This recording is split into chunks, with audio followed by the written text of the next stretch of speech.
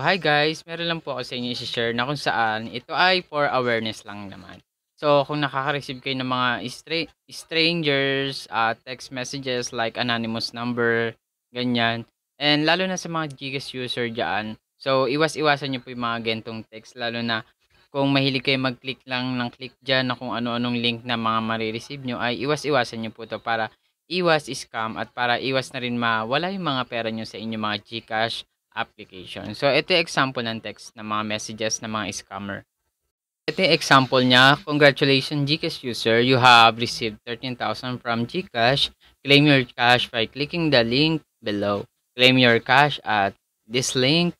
And thank you for choosing GCash application. So, ito yung mga anonymous text or anonymous number na hindi natin alam kung saan nanggaling.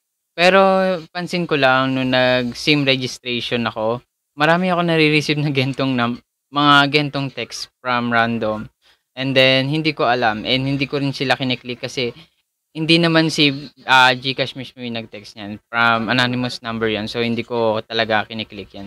So meron kasi ako nakita sa isang post sa may Facebook na na-click nila yung gentong link and naubos yata yung laman ng GCash nila. So iwas-iwasan niyo po yung mga gentong receiving text from anonymous number or hindi niyo kakilala. Lalo na kung hindi naman si GCash yung nag-text talaga.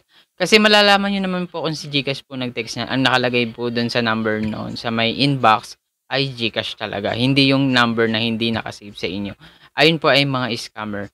Kung gusto niyo naman po silang patulan, pwede niyo naman sila i-text or tawagan, 'di ba?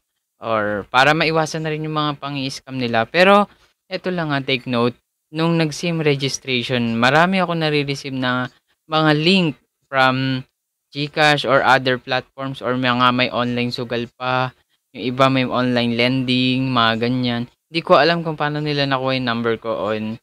And then, ayun lang, iwas-iwasan natin yung mga receiving text from anonymous na hindi natin talaga kilala. And iwas-iwasan nyo lang din yung pag-click na mga link na mga nare-receive nyo. Lalo na sa mga messenger, madalas mga ganyan, may mga nasisend ng link.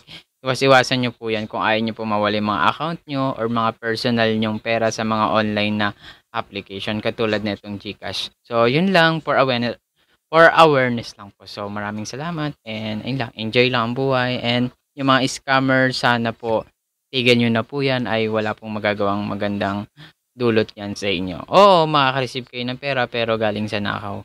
And sana isipin nyo rin yung mga makukuha nyo ng pera, di ba guys? So, yun lang. And thank you for watching. Bye-bye.